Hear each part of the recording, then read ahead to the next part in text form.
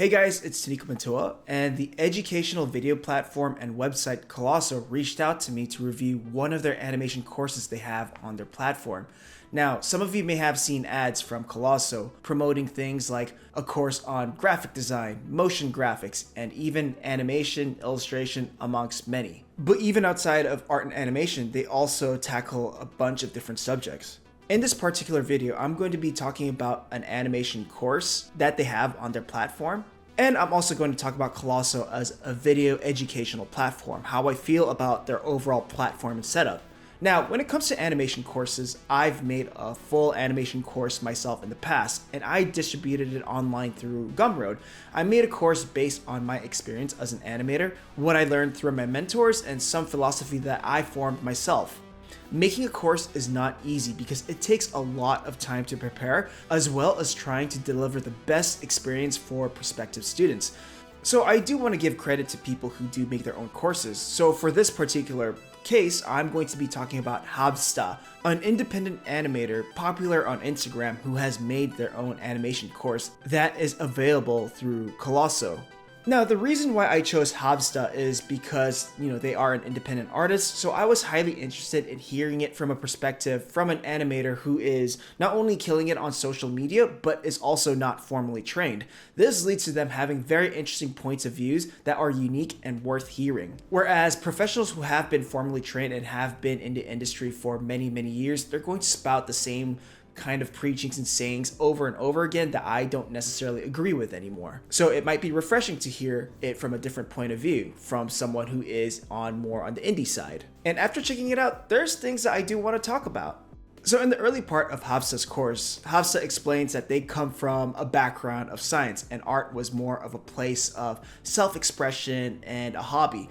Now, after actually watching through Havtza's course, I think there were some great points of views and some good lessons that everyone should hear. The most important lesson or statement from their class is somewhere in the beginning where they say, we should strive to make things not because we're trying to make something deep or provocative, but because it has a need to exist. Nothing more, nothing less. And in many ways, this is around the lines of something that I would also say too. Things like just make it for the sake of making it, or don't worry about the crowd. Be an idiot and make idiotic things for fun, make things for yourself. But I think Havtza understands that we are artists and that we constantly struggle with self-doubt and how to express ourselves with our art. Is it deep enough? Is it worth anyone's time? Is it good enough? Just saying the only thing your personal work needs to do is just to exist, that's it, is one of the most freeing things any self-doubting artist needs to hear. And you actually feel this in their work too. They're all little vignettes, they're all little moments that aren't necessarily deep or anything connected, but they're a moment. It's fun, it's experimental, it's cool to look at. It leaves you wanting more, even though it's not deep. And there's also some good preachings that Havtza has, like understand your own limitations. It's okay to work on multiple projects, stop at a certain stage, move on to another one, rest from a certain project and return when you feel rested and when you feel ready to come back to it. And another one that they mentioned, know how to hold yourself back. I've been trying to get more into economic or limited animation, and it's hard for me to resist the temptation of adding more production quality and value to my own work, even though I know I need to train myself in when to leave things alone. Havtza also animates primarily on an iPad, which could be a top choice for some of y'all out there. They use Flip-a-Clip as well as Procreate. Flip-a-Clip for animation, Procreate for colors, background, and maybe even storyboarding. They demonstrate it in their Colosso course with a respective video for each of them and how to use it. Now, it's cool that they have a part on where they do run through their tools for those completely new to those apps and for those who want to make content using those apps. In the full course, Havtza talks about how they get their ideas, how they design their characters, how they think about character design, and their overall approach to animation. Sometimes it gets into more specific details, such as character shape, language, cloth. There's an hour video of just cloth, and some interesting discussions about balance and physics when it comes to animating characters. There are some pointers in the video that I don't necessarily think about when I personally animate, but it's also good to know because, again, I need all these different points of views to help me think differently about animation. There's some pretty good chapters on how they think about color for their personal animation work, background design, perspective, thumbnailing, value, composition, things that are very important when you're trying to come up with engaging visuals or when you're trying to come up with interesting compositions for storyboarding. So out of the whole course, this part was probably my favorite. There's a whole section on effects animation, and I find the way they talk about physics accompanied with the effects animation on screen intriguing. When I animate, it's based on feeling and rhythm, whereas Havtza talks about things like tension points, acceleration, deceleration, wind pressure, material density, opposing forces. Again, these are also good to have in your library because I normally don't think about animation like this, but it's also good to be reminded about this point of view. So when I do try to break down my animation in the future, or when I try to problem solve it, at least I have more tools and more thoughts to think about when I animate. At the end of each chapter or lesson in Havtza's course, Havtza suggests an exercise related to the lesson, like a homework. I think the exercises themselves are good food for thought. Later in the course, there's topics on compositing, and from what I realized, Havtza composites everything using the same programs she uses to animate on the iPad. When I saw their process on how they composite using only the apps, I would never do it the way that they would. And Havtza knows this. They state that, hey, there's not a lot of good compositing apps on the iPad. They even say that what they're doing may not be ideal to many people, but it's still the tools and methodology that they decide to work with. And there's a lot of things to respect and admire about that. Like there's a part on camera moves or moving backgrounds, they would actually move the prop one frame at a time. Whereas in a compositing software like After Effects or whatnot, you can actually tween a background from point A to point B and the computer would just make it move on its own. The way Havtza is doing it is a very flipbook experience, but it's not a method that people actually use in productions. And again, Havtza addresses this. There's actually a whole chapter where Havtza talks about what it's like working in an independent setup and a professional setup and the main differences. And it's also very insightful and very good. And the biggest thing that I admire about Havtza's course is that it feels very honest.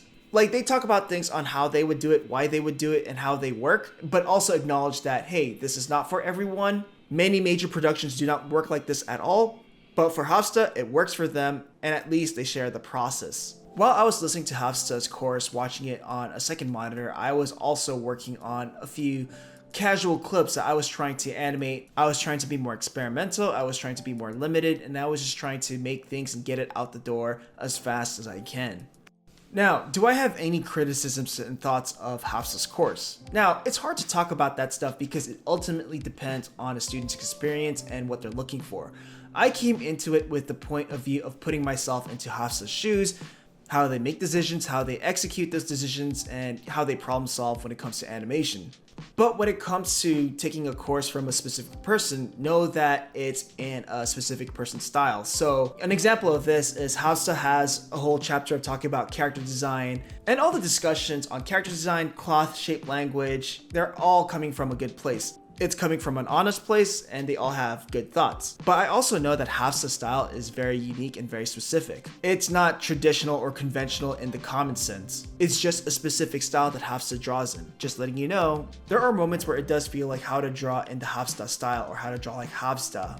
Now, other feedbacks I have, I think there could have been more work on editing and the information relayed on the video. I think there are some parts that were really good and some parts where it's easy to get lost. So most of the videos follow the format of Havtza doing something on screen and then it's accompanied by a recorded voiceover. Maybe, I'm not sure, but it does feel like that.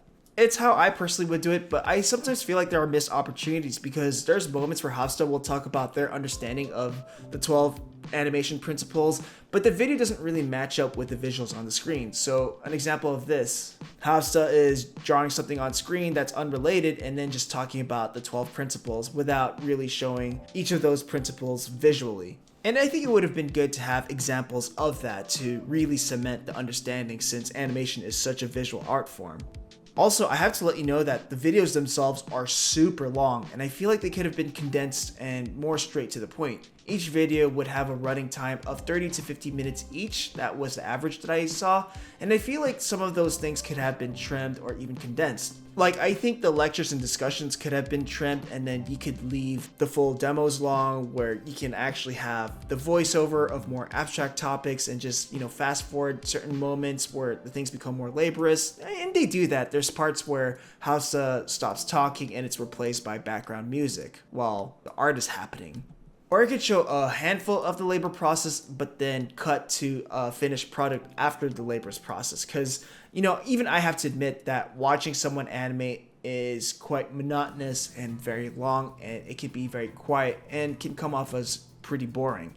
That's not Havtza's fault, that's not an animator's fault or a teacher's fault, because every teacher or mentor that I've seen animate live, there were times where it was hard to stay concentrated. I think the last criticism that I have with the course is the exercises that Havtza gives at the end of each chapter and lesson. They're all quite good, they're all great, and they're all fun little assignments. But if I were a beginning student, it'd be nice to have a bit more direction. Like, Havtza could have shown examples of these exercises, these finished exercises, to give clues to students on what they should strive for with the assignment, what they should do to try in these exercises, and things that they might want to try avoiding when doing these exercises. I mean, it's slightly touched and briefed when given the assignment or the exercise, but it would be nice to see some finished examples of each of those assignments. Rather than just you do a demo and then just tell your students, okay, you see what I did? Now you do that too. And having taught multiple classes myself, students might need a push to either be more creative or to follow certain directions. However, I do want to remind you that overall, I think Havtza's course was quite good. I overall enjoyed it. A lot of it is stuff that I personally already know, but the discussion on color, perspective, composition, and even some of the insightful talks about physics and the more technical aspects of animation, they're quite good reminders and refreshers. Now, if you're a fan of Havtza's work and want to embody their style of work and their art, get their understanding and thinking, this is good to have playing while you're making your own art and animation. That's what I was doing when I was working on some limited animation practices. Now let's talk about Colosso as a platform, because I do have some thoughts. They seem to be getting some really good talents having their own courses, which is a great way to attract people to their website. Some of my favorite filmmakers and animators have their courses there, but guys, sadly, I can't watch all of you at the moment. I need to watch more to get an idea of how Colosso works, or the overall type of branding that they have for each of those courses. I took another one from Junghyun, which is an action animation course, and that one was pretty good too. It was more traditional, and if you're interested in action animation, that's one to really look at. And I mean, most of these lectures follow a certain format of here's what's happening on the screen. It could be pre-recorded or it could be recorded. So I think some parts of Junghyun's course is that it was live, so he was doing the demo on screen while talking at the same time, and you can feel it. And honestly, I do prefer those types of lectures because it does feel like I'm in an actual lecture or a recorded lecture. Now, I did do a course with Skillshare that might come out soon, and I will say that Skillshare does have a certain brand, and I was even working with a director that coached me in how I present information so that it remains consistent with every other course on Skillshare itself. Okay, but one major thought or criticism that I have for Colosso that they can think about for the future is work on its relationship with the community and the students more. Like maybe a little box or a little tab where students can upload the exercises the teachers would recommend, and they could share it together where every student or everyone taking the class can see what they can do after what they've learned from the following teacher. No doubt it'll inspire, motivate, and make the direction clear for beginning students, and show that everyone else can have different styles. Look, Skillshare does this where students can turn in their assignments for everyone to see, and so does a place like Project City. If anything, if Colosso wants to be this major collective platform of education, I think they can work more on their community building. I think that might be a good next step for Colosso if they want to see themselves as more of a good educational alternative platform.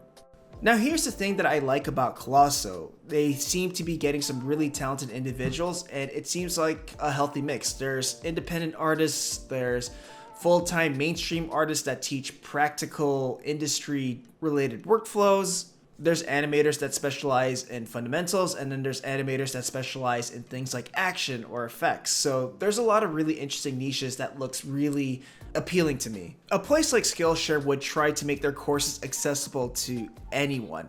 So an animation course from there is not specifically targeting super serious animation people, but more accessible to the general masses. In a place like Project City, you get the same teachers teaching the same classes again and again. You know, there's storyboarding, there's animation, there's character design. They're all taught by the same roster of people that are close to Project City. But I think that place is just meant for people to just make projects, to make animatics and reels, and eventually even animation. And the cool thing about Colosso is that it's not just one 2D animation class. There's 2D animation classes that focus on independent animation production, 2D animation classes that focus on animation, or 2D animation classes that focus on other fundamentals. So you get courses dedicated on a certain topic or niche. So those are my general thoughts.